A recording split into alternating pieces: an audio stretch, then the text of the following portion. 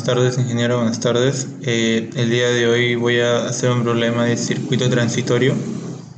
Yo soy Romero Díaz Claudio Sebastián y el problema es el siguiente. Después de estar abierto por mucho tiempo el interruptor en el circuito de la figura, se cierra en t igual a 0. Determina analítica y gráficamente para todo t mayor o igual que 0 ese circuito.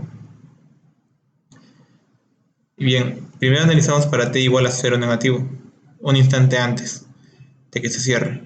Analizamos y vemos que acá hay una fuente de voltaje en serie con una resistencia. Entonces podemos poner una fuente de corriente en paralelo con la misma resistencia. 30 entre 6 es 5, en paralelo con una resistencia de 6. Estas dos se encuentran en paralelo, lo podemos transformar a una sola. Y a su vez, esta fuente de corriente con esta resistencia forman una fuente de voltaje en serie con una resistencia.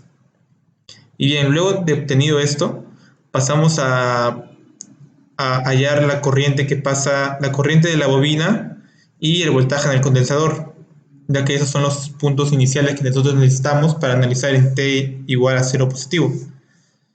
Entonces, vemos que en esta malla 20, que es la fuente de voltaje, es igual a la intensidad por la resistencia. Y la resistencia acá es de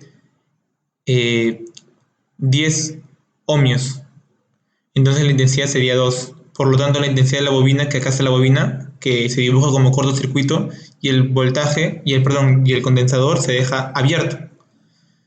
Bien, entonces la corriente en la bobina en cero negativo es 2 A, y el voltaje acá sería el mismo de acá, ya que acá como la corriente es 0 acá sería 0 por 2, el voltaje de acá de esta resistencia de 2 sería 0. Lo único que importaría sería el voltaje de acá. Entonces el voltaje de acá es la corriente por 4, y 4 por 2 es 8. Entonces el voltaje en el condensador es 8 voltios. Una vez obtenido estos resultados de la corriente de la bobina y el voltaje del condensador, que son muy importantes para el siguiente paso, procedemos a hacer para t igual a 0 positivo. Entonces, hacemos la transformada de Laplace de todo el circuito. Acá tenemos una fuente de voltaje en serie con... No, acá tenemos un condensador. Y ese condensador en Laplace se transforma en una fuente de voltaje y en